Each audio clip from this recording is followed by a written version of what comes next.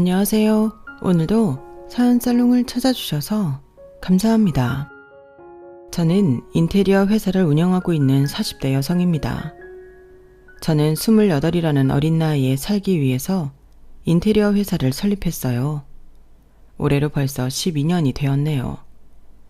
나름 베테랑이라는 소리를 들으며 직원들 월급을 밀리지 않고 주고 저 또한 넉넉하게 생활할 수 있는 정도로 벌고 있어요. 하지만 저에겐 또 다른 재능이 있었죠.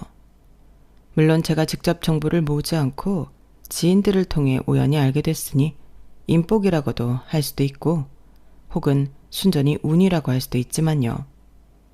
제가 부동산 투자를 시작했는데 줄줄이 성공했어요. 한 번은 따져보니 가치가 30억 정도 되더라고요. 12억 정도를 투자했으니 순수익은 18억 정도 되겠네요. 솔직히 뼈를 갈아서 운영하고 있는 인테리어 회사에 비하면 너무 쉽게 큰 돈을 얻은 거였어요. 물론 기쁘지 않았다면 거짓말이죠. 하지만 그건 또 다른 재앙에 불과했어요. 왜냐하면 부동산 투자에 성공한 이후로 잘 지냈던 시댁과 갈등이 생겼거든요. 그리고 그 갈등이 심해지자 시어머니가 저한테 남편과 이혼하라고 하더라고요. 그래서 제가 어떻게 했냐고요? 이제부터 말씀드릴게요. 28에 인테리어 회사를 설립한 저는 죽어라 일만 하는 일중독자로 살다가 36에 겨우 결혼하게 되어요. 사장님은 결혼 생각 없지? 저를 아는 사람들은 모두 그렇게 물었지만 사실 저는 누구보다도 결혼이 하고 싶었어요. 다만 현실에 치이다 보니 연애를 하지 못했고 그렇다고 누구 하나 저에게 남자를 소개시켜주지도 않아서 그런 거였죠. 그런 저에게 언젠가 타일 회사 사장님이 선을 보지 않겠냐고 물었어요. 우리 회사 다니는 총각인데 싹싹하고 일도 잘하고 한번 만나볼래? 사장님 회사 직원이면 저도 아는 사람이에요. 제가 일하는 거 뻔히 봤으면서 저랑 손보려고 할까요? 왜? 윤 사장이 뭐 어때서? 저 일할 때 좀 차갑잖아요. 남자들은 그런 여자 싫어할 텐데. 일할 때 그런 거 가지고 뭐. 일할 땐 다른 사람들도 예민해질 수밖에 없는 거야. 평소에는 윤 사장도 얼마나 여성스러운데. 꼼꼼하고 섬세하고. 내가 보니까 둘이 잘 맞을 것 같더라고. 그래서 한번 물어나 보는 거야. 그래서 누군데요? 나랑 잘 다니는 승준이 알지? 얼굴 기억하려나? 왜? 말 없고 키 큰 놈 하나 있잖아. 아, 그 일 잘하시는 분이요? 그분 미혼이었어요? 나는 당연히 결혼하신 줄 알았는데. 아직 미혼이야. 결혼은 무슨. 연애하는 것도 못 봤다. 그래도 애가 참 착하고 성실해. 내가 봤을 땐 윤 사장처럼 일하다 보니까 결혼 시기도 놓치고 그런 것 같더라고. 그러니 얼마나 안타까워. 정말 좋은 사람인데. 안 그래? 저도 알죠. 매번 일하실 때 보면 사장님 말대로 묵묵하게 할 일 다 하고 꼼꼼하잖아요. 한 번도 그분이 한 것 중에 수정해달라고 전화 온 것 없는데. 그래도 그분이 저를 마음에 들어할지 모르겠네요. 그거 만나보면 알겠지? 그럼 오케이 한 거다? 시간은 다음 주 화요일 어때? 그렇게 저는 선을 보게 되었어요. 그런데 알고 보니 그분이 저보다 8살이나 연상이더라고요. 그렇게 안 보여서 신뢰가 될 정도로 놀랐어요. 그러니 허허 웃더라고요. 그리고 타일 회사 사장님의 말처럼 저희는 잘 맞는 커플이 되었어요. 그리고 만난 지 6개월 만에 결혼식을 올렸죠. 급하게 결혼식을 한 건 일단 서로 나이가 많아서였어요. 그리고 서로 충분히 결혼을 하고 싶어 했고요. 그러니 시간이 아까웠죠.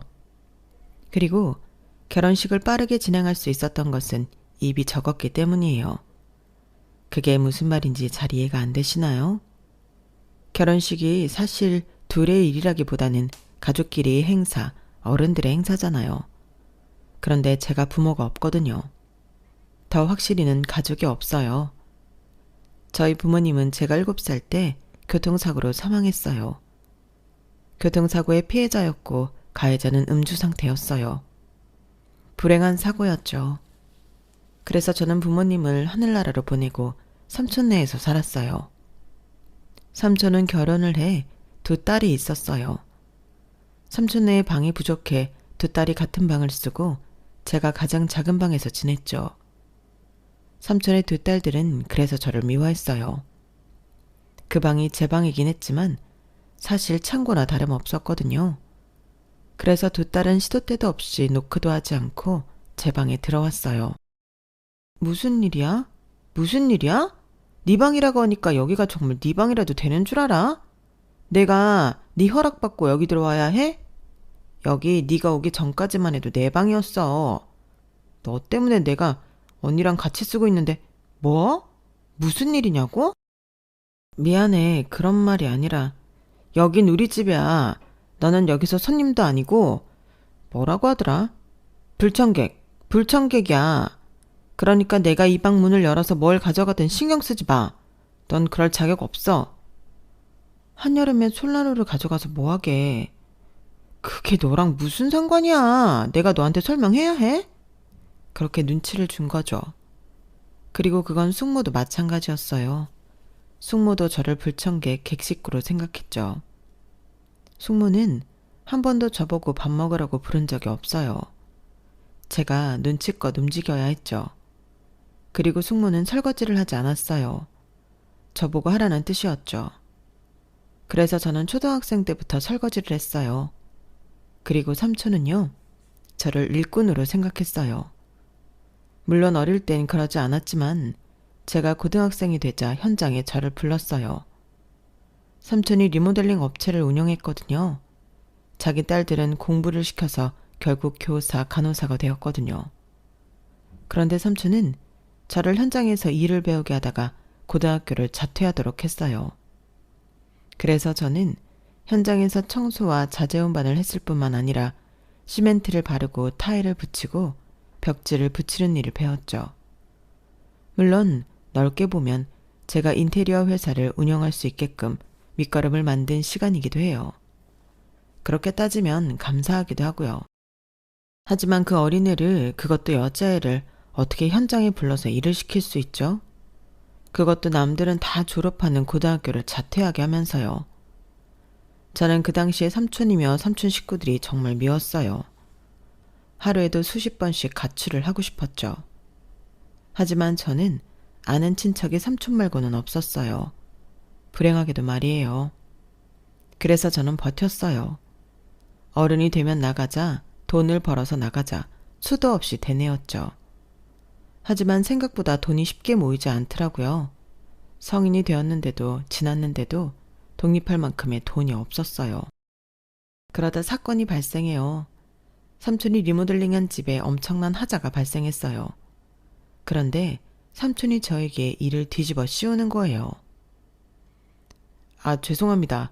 제 조카가 시공한 부분인 것 같습니다. 저희 조카가 아직 일을 배운 지 얼마 되지 않아서요. 네, 당연히 보수해드려야죠. 불편하게 해드려 죄송합니다. 아, 네? 환불을 해달라고요? 아, 그건 좀 곤란합니다. 어떻게 보수를 해드리는 쪽으로 하면 안 되겠습니까? 사실 내가 고아라 어릴 때 부모를 잃었거든요. 그래서 아직 여러모로 미숙한 점이 많습니다. 네. 저는 삼촌이 제 탓을 하는 것도 이해가 되지 않았지만 설령 그게 저 때문이더라도 제가 고아이기 때문이라는 게 이유가 되는 건지 이해가 되지 않았어요. 그래서 처음으로 삼촌에게 따졌죠. 삼촌, 그게 왜 저 때문이에요? 그거 다른 삼촌이 한 거잖아요. 저는 그날 벽지 안 붙였어요. 타일했다고요. 벽지 근처에는 가지도 않았는데 왜 제 탓을 해요? 원래 어린애가 했다고 하면 그러려니 하는 거야. 처세술이라는 것도 모르니? 배운 게 없으니 그런 것도 모르지. 제가 왜 배운 게 없는데요. 삼촌 때문이잖아요. 삼촌이 학교 자퇴하라고 그랬잖아요. 그럼 제가 멍청한 건 삼촌 때문이지 누구 때문이에요? 그게 왜 나 때문이냐? 너 버리고 죽은 네 부모 탓이지. 저희 부모님이 그렇게 되고 싶어서 그렇게 된 거예요? 아니잖아요. 그리고 나한테 엄마이기도 하지만 삼촌한테 누난데 어떻게 말을 그렇게 해요? 그리고 제가 고아라서 그런 거라고요? 그게 대체 무슨 논리예요? 어디서 이렇게 버럭버럭 말댔고야. 이제껏 키워줬더니 키워주는 애도 모르고. 키워주는 애는 무슨. 삼촌이 저한테 뭘 해줬는데요. 이제껏 일한 거 월급도 제대로 안 줬잖아요. 제가 어리다고 그런 것도 모를 줄 알아요? 그런 뒤에 저는 삼촌네에서 나와 기숙사가 있는 리모델링 회사에 들어갔어요. 그때 제 나이가 25이었어요. 저는 죽기 살기로 일을 했어요. 3년 동안 죽어라 돈을 모았죠. 그리고 독립했어요.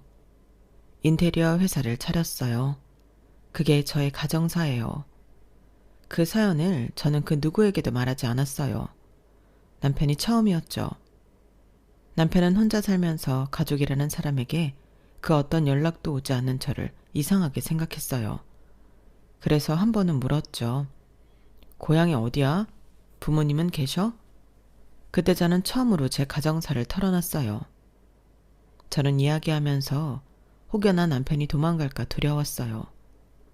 하지만 남편은 그런 사연이 있는 줄 몰랐다며 잘 컸다고 말해줬어요. 그래서 저는 용기를 낼 수 있었어요. 시부모님을 만난 자리에서도 제 이야기를 했죠. 그런 사연이 있었구나. 그래도 엇나가지 않고 잘 컸네. 이제부터 우리를 가족이라고 생각하렴. 나도 너를 딸처럼 생각할 테니까. 그런데 아무리 그래도 네가 결혼하는 걸 삼촌이 알아야 하지 않겠니? 시어머니는 삼촌에게 결혼 소식을 말하기를 바랐고 저는 고민을 하다가 용기를 내서 11년 만에 삼촌에게 전화를 했어요. 잘 지내셨어요? 제가 결혼하게 돼서 연락드려요. 결혼? 자다가 봉창 두드리는 소리네. 누가 너 같은 애랑 결혼을 한다니? 이거 나라도 말려야 하는 거 아니야?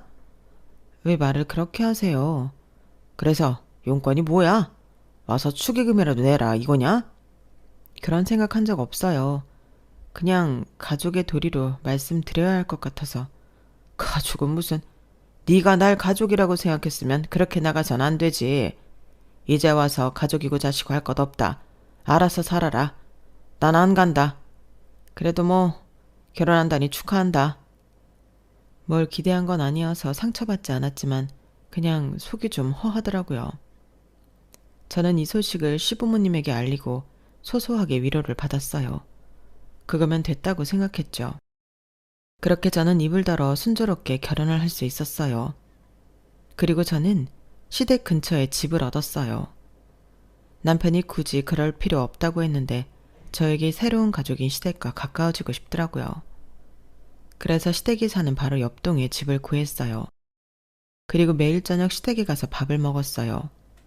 그러다 시누이가 다른 지역으로 발령을 받아 이사를 했어요. 그러니 시부모님이, 특히 시어머니가 외로워하시더라고요. 시어머니가 평생 주부로 있으면서 바깥 활동을 전혀 안 하시거든요. 그래서 저는 제 사무실로 시어머니와 함께 출근해 시간을 보냈어요. 같이 밥도 먹고 현장도 나가고 그랬죠. 그런데도 시어머니는 뭔가 외로워 보이더라고요. 그래서 고민 끝에 저희 집을 정리하고 시댁에 들어가기로 했어요. 시부모님은 저희 부부의 결정에 무척 좋아하고 고마워했어요. 저는 시댁 식구들과 특히나 시어머니와 부쩍 친해졌죠. 시어머니는 제게 어머니이자 절친이었어요. 저와 시어머니가 같이 다니면 사람들은 당연히 모녀 사이라고 생각했죠. 평소에 시어머니는 제가 퇴근을 할 시간에 제 사무실로 와서 제가 퇴근을 하면 마트에 가서 같이 장을 보고 쉬는 날에는 브런치 카페를 가기도 하고 저는 시어머니가 다니는 미용실로 옮기기도 했죠. 물론 고된 업무에 때로는 그저 쉬고 싶기도 했어요. 하지만 더 값진 걸 얻기 위해 노력했죠. 그리고 정말 시어머니와의 애틋하고 특별한 관계를 얻었죠. 게다가 저희 부부는 노력하는데도 불구하고 아이가 생기지 않았거든요. 저는 제 나이를 탓했어요. 그럴 때마다 시어머니는 저를 위로해 줬어요. 아가야, 그럴 필요 없어. 아이는 하늘이 주는 선물이란다. 네가 못나서가 아니야. 이제 너무 힘들어하지 말고 둘이 알콩달콩 살아라.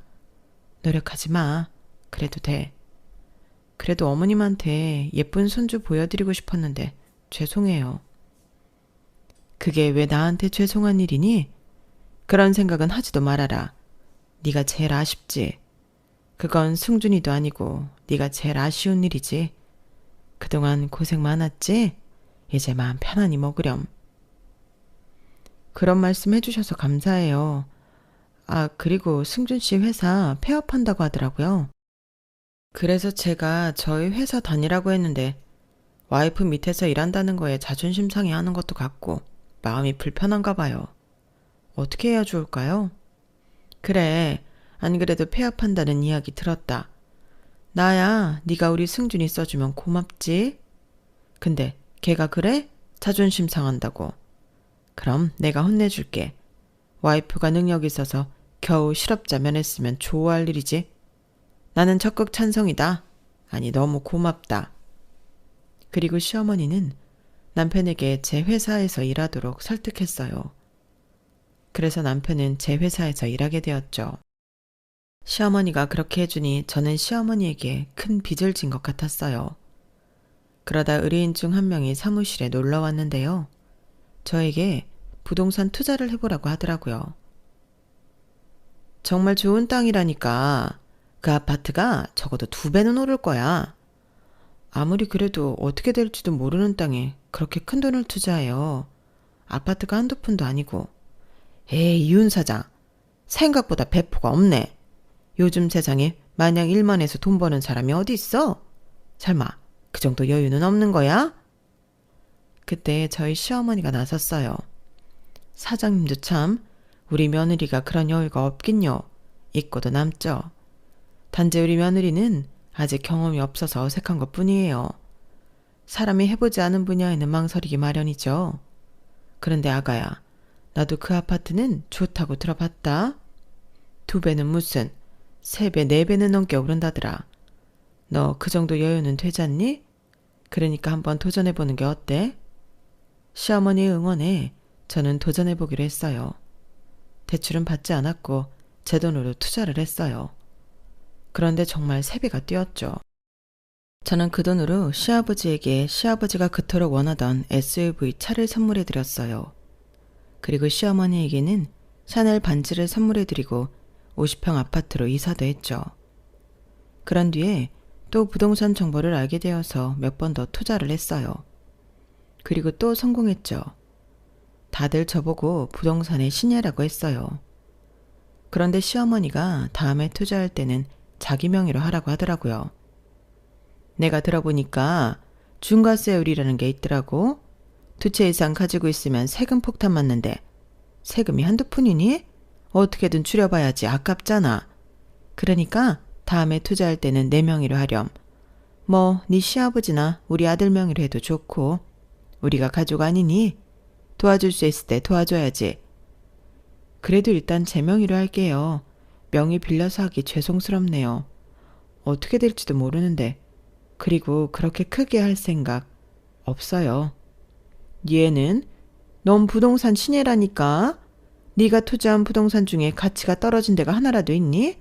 다 배로 불려서 이득만 받지. 크게 봐. 우리가 도와줄 수 있는 건 최대한 도와줄 테니까 부자가 될 미래가 바로 코앞에 있는데 여기서 멈출 순 없지. 정 회사 돈을 쓰고 싶지 않으면 우리가 대출도 받으마. 어차피 이득 보면 바로 상환하면 되잖아. 큰 돈 벌기 위해선 그만큼 큰 용기도 필요한 거야. 나는 네가 할 수 있다고 믿는다. 그만큼의 배포도 있다고 생각하고. 그렇게 시댁 식구들이 합심해 저의 부동산 투자를 도왔어요. 모두 억 단위의 돈을 대출받아서 투자를 했죠. 그런데 시댁 식구들이 저보고 대출을 갚으라고 하더라고요. 사실 명의만 우리 명의지 네 재산이잖니. 우리가 뭐 때문에 이 큰 돈을 대출받았는데 다 너를 위해서잖아. 그러니까 투자가 성공할 때까지는 네가 대출을 갚아야지. 그럼 이득도 제가 다 보는 거예요? 그게 몇 배가 되어도 상관 안 하실 거죠? 어머, 얘는 당연하지. 우리는 세금 때문에 네가 낼 세금을 걱정해서 명의만 빌려준 거야. 다 네 재산이지. 그걸 파는 것도 그대로 유지하는 것도 다 네 선택이고 결정이야. 그래서 일단 제가 700만 원 정도 되는 대출금을 갖고 있었어요. 그리고 투자는 또 성공했고 가치가 30억이나 되었죠. 12억 투자했으니 순수 이익만 18억이 된 거예요. 시댁 식구들은 그 소식에 무척 기뻐했어요. 온 동네에 자랑을 하고 체면을 버리고 춤을 출 정도였죠. 그런데 제가 부동산을 모두 팔고 대출을 상환하려고 하자 말리더라고요. 여기서 더 오를지도 몰라. 지금 파는 건 너무 성급해. 그래 자기야, 조금만 더 기다려보자. 그래, 조금만 더 기다려보자꾸나. 앞으로 30억은 무슨 40억, 60억이 될지도 모르잖니? 저는 700만 원이나 되는 대출금이 부담스러워서 팔고 대출을 상환하고 싶었지만 시댁 식구들의 강력한 반대에 일단 두고 볼 수밖에 없었어요. 그런데 제가 부동산에게 기막힌 이야기를 들었어요. 바로 시댁 식구들이 부동산을 모두 팔았다는 거예요. 얼마 전에 그거 다 팔았는데 몰랐어요? 그걸 전부 다 팔았다고요? 맞아요. 다 판다고 하더라고요. 그런데 어쩜 그렇게 부동산 투자를 잘했어요? 아주 며느리 자랑을 엄청 하더라고요. 며느리 덕에 부자 됐다고요. 이렇게 효도하는 며느리 봤냐고 입이 마르도록 칭찬하는데 내가 아주 지치더라니까. 저는 믿지 못해서 서류를 떼서 확인을 했어요. 그런데 정말 모두 팔았더라고요. 그런데 시댁 식구들은 제 앞에서 그 사실을 말하지 않았어요. 안 판 척 거짓말을 했죠. 그러면서 대출을 계속 갚게 했어요. 하지만 시댁 식구들은 티가 났어요. 30억을 가지고 어쩔 줄을 몰랐죠. 시아버지가 새 차를 뽑았더라고요. 외제차로요. 그리고 시어머니는 온갖 명품으로 치장했어요. 그러더니 시아버지도 남편도 직장을 그만두더라고요. 그리고 부동산 주인에게 들으니 남편이 자기 명의로 건물을 샀더라고요. 그 건물에 세를 받고 있었어요. 저는 엄청난 배신감을 느꼈어요. 하지만 시댁 식구들은 그걸 아는지 모르는지 그 사실을 모조리 제게 이야기하지 않았어요. 그러다 다른 의뢰인이 또 부동산 정보를 주었어요. 그때 시어머니가 제 사무실에 있었는데 제가 부동산 정보를 듣고 흘리자 한 소리 했어요. 이번에 투자 안 할 거야? 그 땅도 엄청나게 가치가 있는 땅이라던데 아깝지 않니? 저 이제 돈 없어요. 매달 대출금만 700만 원 나가잖아요. 그리고 저 사업하는 사람이에요. 돈 많이 들어요. 이제 투자하려면 내 앞으로 대출 받아야 하는데 그건 너무 무리인 것 같아요. 너는 사업하는 사람이 그렇게 배포가 작아서 어떡해? 내가 말했지? 크게 보라고, 넓게 보라고. 그리고 내가 봤을 때는 너는 부동산 운이 따라주는 애야. 이번에도 분명 잘 될 거다. 그러니까 한 번 더 해봐. 대출이야 받으면 되지. 저는 시어머니에게 안 된다고 자꾸 말했어요. 그러다 말싸움으로 번졌죠. 어머님, 더는 안 돼요. 지금 여기서 대출 더 받으면 한 달에 대출금만 1,000만 원이 된다고요. 그걸 다 제가 어떻게 감당해요? 1,000만 원이면 적지. 그 이상의 가치를 내는 일인데. 너 정말 그때 그 사장 말처럼 배포가 작구나? 네가 이런 애인 줄은 몰랐네. 아무리 그런 말 하셔도 안 돼요. 안 되는 건 안 되는 거라고요. 너도 참 속도 좁다. 사업도 그런 식으로 하니? 그리고 자꾸 대출금 하는데 우리 식구들이 너를 위해서 대출 쓴 거 아니니? 그게 그렇게 아까워? 어차피 네 재산이라니까? 제 재산은 뭐가 제 재산이에요. 저 다 알아요. 어머님도 아버님도 심지어 저희 남편도 다 부동산 팔았잖아요. 다 팔고 30억 꿀꺽 하셨잖아요. 네가 그걸 어떻게 아니? 그걸 어떻게 몰라요. 갑자기 둘 다 일 그만두고 탱자탱자 노는데 이상하잖아요. 그래서 뒷조사라도 했어? 너 무서운 애구나. 뒷조사라. 그렇게 티가 나는데 어떻게 모를 수가 있어요. 그래서 그 30억은 어떻게 했어요? 이것저것 좋을 대로 샀으니까 얼마 안 남았어요. 언제는 다 제 재산이라고 제 뜻대로 할 거라더니 이게 무슨 일이에요. 지금 제 기분이 어떨 것 같으세요? 가족이라고 믿고 지낸 사람들한테 이런 경우 이런 대접을 받고 있었으니 제가 지금 무슨 기분이겠냐고요. 이제 대출금도 다 알아서 갚으세요. 그건 안 된다. 우리가 너를 위해서 받은 대출이기 때문에 그건 네가 갚아야지. 지금 본인이 무슨 말을 하고 있는지는 아세요? 어머님, 원래 이런 사람이었어요? 이렇게 표독스럽고 욕심이 많은 사람이었냐고요. 절 딸이라고 생각하겠다는 그 말도 다 거짓말인가요? 아가야, 잘 생각해봐라. 내가 투자하라고 해서 대박난 거잖아. 너 투자 망설일 때 하라고 한 사람은 나다. 그럼 나한테도 일부 권한이 있는 거 아니니? 그리고 그것들이 이제 오르지도 못해. 거기서 끝이라고. 그러니까 더 손해보지 않는 선에서 내가 잘 판 거지. 대체 무슨 말을 하는 거예요? 좋은 건 다 자기들이 갖고 뒷처리는 제가 다 하라는 식이잖아요. 어쩜 이래요? 어쩜 이렇게 굴어요? 너 슬슬 무례해지는구나? 그럼 나도 한마디 하자. 이제껏 네가 우리 집에서 살면서 집안일, 청소, 식사 준비 그런 거 제대로 한 적이 있니? 너 전업주부 월급이 어느 정도인지 알아? 500만 원이야. 무려 500만 원이라고. 네가 그런 식으로 나오면 이제껏 내가 집안일 해준 값 받을 거다. 제가 그래서 생활비 드렸잖아요. 생활비는 생활비지. 생활비 따로, 내 노동값 따로, 용돈 따로 줬어야지. 그게 맞지? 안 그러니? 그리고 그 돈 가지고 내가 뭘 한다고. 다들 내가 사장 며느리한테 그 돈 받는다고 하면 웃는다. 그것밖에 안 주냐고 하면서 너 인색하단다. 그래도 나는 우리 며느리라고 앞에서 감싸고 그랬어. 아까 네가 무슨 기분이겠냐고 그랬지? 그럼 지금 내 기분은 어떻겠니? 나도 배신당한 기분이다. 네가 이런 애인 줄 몰랐다. 계속 이런 식으로 굴 거면 이혼해라. 그래, 이혼해라. 넌 이제 필요 없어. 꺼져라. 30억이나 있는데 내가 아쉬울 게 뭐가 있겠니? 내 살 날도 이제 얼마 안 남았고 그거면 충분하다. 대신 대출금은 네가 갚아야 한다. 누누이 말했지만 그건 너 때문에 쓴 거니까. 저는 시어머니 문홀리에 기가 찼고 시어머니는 씩씩거리며 사무실을 나갔어요. 그리고 저는 퇴근을 하고 집에 들어가기 전에 남편을 만났어요. 어머님이 우리 이혼하래. 내가 부동산 투자 더 이상 안 하겠다고 했거든. 그리고 사실 나 당신이랑 시부모님이 부동산 팔고 30억 꿀꺽 간 거 알고 있어. 어떻게 알았는지 언제부터 알았는지는 묻지 마. 알아서 좋을 것 없으니까. 내가 상의하고 싶은 건 이혼에 대한 거야. 남편은 한참이나 곰곰이 생각하더니 이혼을 하자고 했어요. 뭐? 당신도 30억 벌었으니 이혼해도 되겠다 이거야? 꼭 그런 것만은 아니지만 엄마랑 네가 그런 말다툼을 했는데 그게 회복이 되겠어? 심지어 우리 부모님이랑 같이 사는데 감정의 골만 더 깊어질 거야. 그리고 나는 우리 부모님 못 버려. 자식이 그러면 안 돼. 그래서 나를 버리겠다고?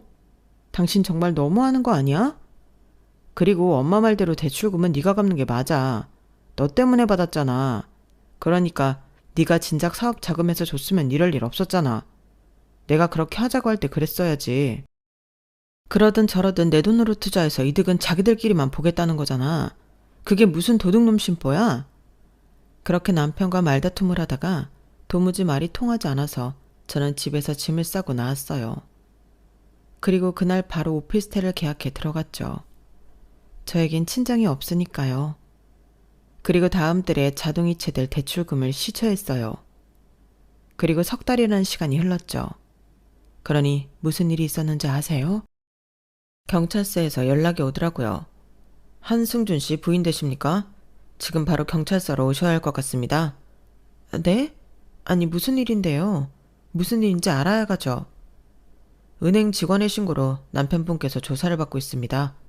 그런데 확인할 부분이 여럿 있어서요. 은행이요? 신고는 또 뭐고요? 남편분이 김지영 씨 본인 명의로 3억 원의 대출을 받으려고 시도했는데 은행 직원이 명의도용으로 신고했습니다. 그런데 여기 계신 분들은 김지영 씨와 다 합의가 되었다고 주장하고 있어요. 그래서 확인이 필요합니다. 지금 경찰서로 오실 수 있나요? 저는 놀라서 한 걸음에 경찰서로 갔어요. 그런데 경찰서에 있는 시댁 식구들의 모습이 얼마나 웃겼는 줄 아세요? 가니까 시댁 식구들이 경찰서에서 국밥을 먹고 있더라고요. 아이고, 우리만 먹어서 미안합니다. 사양하지 않고 시켜도 되는데 우리 며느리가 인테리어 회사 사장이거든요. 게다가 부동산 투자로 돈도 두둑하게 벌어서 아주 부자예요. 지금이라도 인원수대로 시킬래요? 아주 맛이 좋습니다. 그래요. 고생하는데 든든하게 먹어야지. 우리만 먹으니까 미안하네요. 그런데 우리 꼭 영화 주인공 같네요. 안 그래요, 여보? 그러게요. 이러고 있으니까 꼭 엄청난 범죄를 저지른 악의무리 같네. 그쵸, 아빠? 국밥도 진짜 맛있네요. 여기 맛집이에요, 맛집. 그러더니 갑자기 시어머니가 벌떡 일어나 근처에 있는 경찰에게 유치장 문을 열어달라고 하는 거예요. 네? 여긴 왜? 나 이런 데도 한번 들어가 보고 싶었거든요. 아, 이렇게 생겼구나. 한 번만 열어봐요. 안에 들어가면 무슨 기분인지 느껴보게. 정말 꼭 영화 세트장 같다. 여기서 이러시면 안 됩니다. 가만히 좀 계세요. 아이 참 뭘 그렇게 빡빡하게 굴어요. 내가 경찰서는 처음이라서 그래요. 신기한 게 참 많네요. 여보, 이것 봐. 여기 총도 있어. 이건 쌍줄곤인가? 와, 맞으면 정말 아프겠다. 아빠, 한번 휘둘러 봐요, 영화처럼. 아, 그래 볼까? 너 저기 가서 멋지게 동영상 찍어봐라. 여기서 이러시면 안 된다니까요. 아직 혐의 벗은 거 아닙니다. 명의도용은 사기죄예요. 10년 이하의 징역을 살 수도 있다고요. 그러니 제발 가만히 좀 계세요. 어머머, 무서운 말을 하시네. 그런데 몇 번이고 말했지만 우리는 다 합의된 거예요. 며느리가 자기 너무 바빠서 대출받을 시간이 없으니까 우리 보고 대신 좀 신청하라고 한 거라니까요. 그런데 왜 인감증명서와 위임장이 없었습니까? 그거야 우린 대출할 때 그게 필요한 줄 몰랐고 그건 며느리도 마찬가지예요. 우린 걔 도장만 가져가면 되는 줄 알았지. 그리고 우리 아들이 걔랑 살부비고 사는 남편인데 당연히 해줘야 하는 거 아니에요? 가족인데 안 그래요? 빚줄이어도 인감증명서와 위임장은 필요합니다. 예외는 없어요. 영 말이 안 통하시네요. 말이 안 통하기는 경찰관님이 더 말이 안 통하네요. 아무튼 우리 며느리 오면 다 해결될 거예요. 온다고 했죠? 우리 살려주려고 아마 발에 불이 나게 뛰어오고 있을 겁니다. 그런데 우리 경찰관님들도 부동산 투자하시나? 공무원 월급 짜다던데 하죠? 어디 좋은 매물 있습니까? 우리도 부동산 참 좋아하는데. 그런데 그때 제게 전화가 왔어요. 제가 자주 거래한 부동산이더라고요. 저는 잠깐 경찰서에서 나와 전화를 받았어요. 네, 사장님. 윤 사장. 혹시 지금 통화 가능해요? 네, 가능합니다. 혹시 윤 사장 시댁에서 연락 온 거 없죠? 무슨 일 있으세요? 아니, 방금 우리 부동산에 와서는 요새 좋은 매물이 있냐고 묻는 거야. 그래서 몇 군데 알려줬거든요. 근데 바로 계약하겠다고 다른 사람 주지 말고 자기들한테 주라고 하더라고요. 그러더니 지금 당장 은행 가서 돈 찾아올 테니까 기다리래요. 그런데 지금까지 소식이 없어서 무슨 일이 있나 해서요. 무슨 일은 크게 있죠. 지금 시댁 식구들 다 경찰서에 있어요. 조사받는 중이에요. 아니 왜요? 무슨 일 있어요? 제 명의로 대출받으려고 시도했다가 은행 직원이 신고했대요. 어떻게 그럴 수 있는지. 아, 그럼 그게 소문이 아닌가 보다. 네? 무슨 말이에요? 얼마 전에 내가 무슨 이야기를 들었는데 말해도 되나 모르겠네. 무슨 일인데요? 저는 이제 시댁도 못 믿겠어요. 소문이라도 말씀해 주세요. 내가 저번에 윤 사장 시댁 식구들이 자기들 명의 아파트 땅들 팔았다고 말했잖아요. 그게 합치면 한 30억 되지? 그런데 그거 다 날렸대. 내가 들은 건 사기당했다고 하던데요. 좋은 땅이라고 투자하라고 해놓고 돈 들고 날라버린 거지. 그런 경우 많잖아요. 세상에 나쁜 놈들이 참 많으니까. 그래서 급해 보이더라고. 눈에 불을 켜고 자기들한테만 팔라고 협박하는데 나 좀 무섭더라니까요. 그런 일이 있었군요. 놀라셨겠어요. 그런데 저는 이제 정말 믿을 사람이 한 명도 없네요. 어쩜 사람들이 이렇게 나쁜지. 사장님 말대로 나쁜 놈들이 세상에 참 많네요. 그런 뜻으로 한 말은 아닌데. 그리고 윤 사장, 시어머니가 잘못 알고 있던데. 뭘요? 중과세율. 그거 두 채가 아니라 세 채부터 적용되는 거야. 취득세, 보유세, 양도소득세까지 말이야. 뭐 한 채 차이지만 완화되었거든 많이. 제가 부동산 투자 시작할 때도 그랬어요? 그랬지. 자기 투자 시작한 지 얼마 안 됐잖아. 그것도 모르고 부동산 투자한 거야? 정말 운이 좋았네. 아, 아니지. 그 30억 다 시댁 식구들 때문에 날렸으니 운이 좋은 건 아니다. 아유, 이제 그럼 어떻게 되는 거야? 가족 간의 일이라고 법이 봐주나? 그럴 리가 있겠어요. 법의 재판을 받아야죠. 저는 그렇게 부동산 사장님과의 전화를 끊고 다시 경찰서로 돌아왔어요. 그런데 또 우스운 꼴을 보고 말았죠. 시댁 식구들이 모두 유치장에 갇혀 있는 거예요. 그런데 웃고 있었어요. 자세히 보니까 신입 경찰 한 분이 시댁 식구들 사진을 찍어주고 있더라고요. 유치장에 갇혀서 V질을 하질 않나. 죄인처럼 슬픈 표정을 짓질 않나 가관이었어요. 그리고 시어머니가 저를 보고 우리 며느리가 왔다며 유치장에서 나오려고 했어요. 그런데 유치장 문이 열리지 않았죠. 시어머니와 나머지 식구들이 당황했어요. 어머, 이게 안 열리네? 여기요, 이것 좀 열어줘요. 시댁 식구들이 열어달라고 아우성이었어요. 그런데 문이 잘 열리지 않더라고요. 저는 그 자리에서 폭소를 했어요. 배꼽이 빠지도록 웃었죠. 그러자 경찰서에 있는 모든 사람들이 당황했어요. 특히나 시어머니가 크게 당황했죠. 아가야, 이것 좀 열어봐라. 이러다 네 엄마 여기서 갇히겠다. 그냥 거기 계세요. 어차피 들어가실 건데 좀 일찍 들어가면 뭐 어때서요? 그게 무슨 소리냐? 너 우리 구해주지 않을 거냐? 구해주다뇨? 제가 왜요? 왜냐니? 우린 가족이잖니? 가족이요? 어머님이. 아니 당신들이 나한테 한 짓을 생각해도 가족이라는 말이 나와요? 어떻게 사람이 그렇게 못됐어요? 자기들이 자기 명의로 부동산 투자하라고 해놓고 대출금은 나보고 갚으라고 하질 않나. 나 몰래 부동산 모조리 팔아서 30억 낼름 주머니에 챙기질 않나. 게다가 방금 들어보니 사기당했다면서요. 사기당해서 30억이고 뭐고 이제 다 없다면서요. 그리고 이제는 뭐 내 명의를 도용해서 대출을 받으려고 했죠? 그래놓고 이제 와서 가족이요? 어떻게 사람이 그렇게 치사하고 악의적이에요? 어머, 얘 하는 말 좀 봐. 내가 그 말까진 안 하려고 했는데 우리가 왜 네 이름으로 대출을 받으려고 했는데 연체 문자가 날아와서 무시하고 너한테 기회를 줬더니 결국 넌 석 달 동안 우리 대출금 내지 않았지. 그래서 우리가 신용불량자가 됐다고. 이체. 그놈의 이체. 연체 이자까진 생기고. 그게 왜 제 탓이에요. 제가 그렇게 해서 얻은 게 뭐가 있는데요. 저 30억 중에 10원 한 장도 못 받았어요. 구경도 못 했다고요. 그리고 애초부터 저를 위해서 명의 빌려준 게 아닌 거죠. 중과세율도 그렇고 어머님이 말한 거랑 다르던데요. 처음부터 이럴 작정이었죠. 처음부터 이득 보면 낼름 가로챌 생각이었죠. 대체 어디서부터 어디까지가 거짓말이에요? 정말 저를 딸이라고 생각한 거예요? 딸은 무슨 딸이야. 며느리는 평생 며느리일 뿐이다.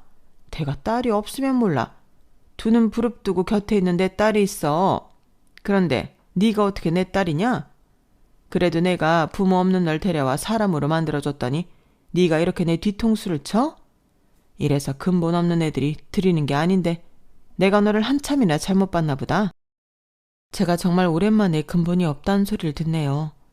제가 그 말을 듣고 삼촌에게서 도망쳐 나왔다고 얘기했던 것 같은데 지금 일부러 그런 가시돋치 말 하는 건가요? 너희 삼촌도 오죽괴로웠겠니? 너는 아직 엄마가 안 되어봐서 몰라. 남의 자식 하나 키우느니 내 자식 10명 키우는 게 낫지. 그렇게 키워주고 네가 회사를 차릴 수 있는 기반을 만들어준 삼촌한테 네가 그러면 안 되지. 싸가지 없는 것 같으니라고. 아우 그만하자. 거기서 이상한 소리 하지 말고 와서 문이나 열어. 열라니까.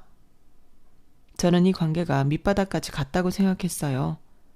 더 이상 회복하기에는 글렀다고 느꼈죠. 그래서 무척 슬프기도 하고 좌절스럽기도 했어요.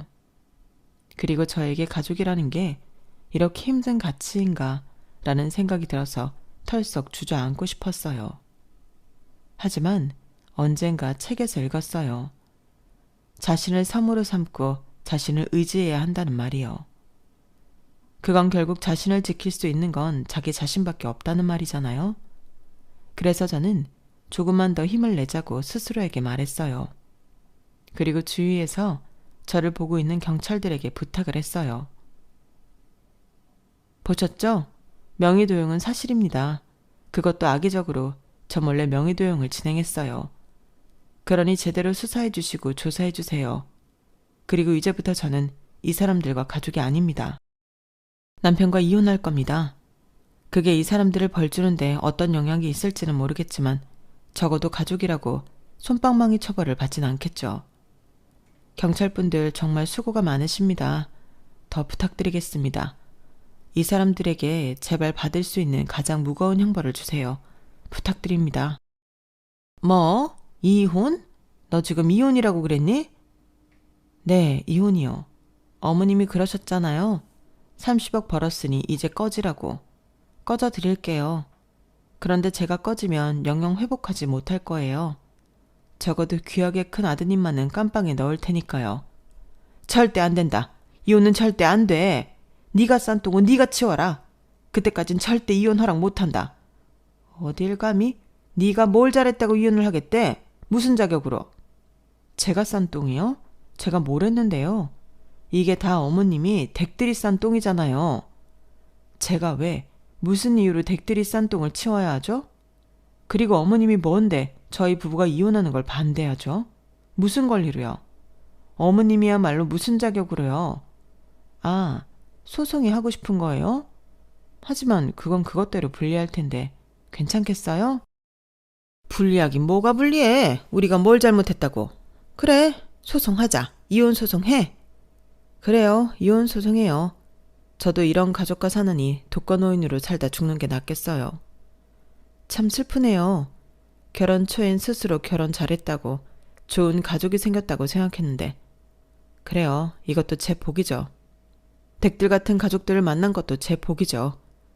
그러니 저는 이 복을 차려고요. 정말 세게 찰 거예요. 많이 아플 거니까 각오하시고 법원에서 뵐게요. 남편은 사기죄로 재판을 받았고 동시에 이혼 소송도 했어요. 시댁 식구들은 매번 남편을 따라다녔고 저와 법원에서 마주칠 때마다 대출이나 상환하라며 협박을 했어요. 그뿐만이 아니라 시어머니는 저에게 욕설이 난무한 문자를 보내며 저를 저주했죠. 저는 마음을 강하게 먹었어요. 그러면서 시댁 식구들에 대한 미련을 완전히 정리했죠. 재판과 이혼 소송이 끝나갈 즈음엔 이미 저에게 그 사람들은 남이었고, 아니, 남보다 못한 사람들이었어요. 가해자라고 생각했죠. 그래서 제 값에 벌을 받게 하기 위해 상당히 큰 돈을 들이며 노력했어요. 그리고 재판 결과는 이렇게 나왔어요. 남편은 사기죄가 성립이 되어 징역 3년을 선고받았어요. 그리고 이혼 소송은 제가 승소했어요. 위자료도 남편이 아닌 제가 받게 되었죠. 저는 승리했어요. 판결이 난 뒤에 시어머니는 법정에 떠나가라 통곡을 했어요. 정말 시끄러웠어요. 그리고 법원 밖에서 마주치게 되었는데 울어서 붓고 새빨개진 눈을 한 채로 시어머니가 저를 노려봤어요. 독한 기집애, 네 남편을 기어이 감옥에 밀어넣으니 좋으니? 좋냔 말이야. 네, 좋네요. 속이 다 시원해요. 그리고 아드님이 효심이 깊어서 자기 부모님은 감옥에 안 보냈네요. 자기 혼자 다 뒤집어 쓰고. 그런 것 보면 어머님은 모성애가 없나 봐요. 뭐? 이게 뚫린 입이라고? 그래도 판결받은 위자료는 안 받을게요.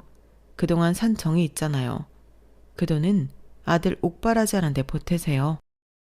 그렇게 말한 뒤에 뒤돌아갔어요. 뒤에서 시어머니가 절규하는 목소리가 들리더라고요. 목청이 좋은 것 보니 오래 살 것 같아요. 물론 빚과 함께요. 빚과 함께 오래오래 불행하게 살 것 같아요. 여기까지가 제 사연입니다. 시댁 식구들이 가족에 대한 결핍이 있는 저를 걷어준 것은 감사하게 생각해요. 하지만 마지막이 이렇게 된 이상 저는 단 꿈을 꿨다고 생각하려고요. 그래도 저에게도 언젠가 따뜻한 가족애를 느낄 수 있는 순간이 오지 않을까요? 제 이야기는 여기까지입니다. 들어주셔서 감사합니다. 매일매일 행복하세요.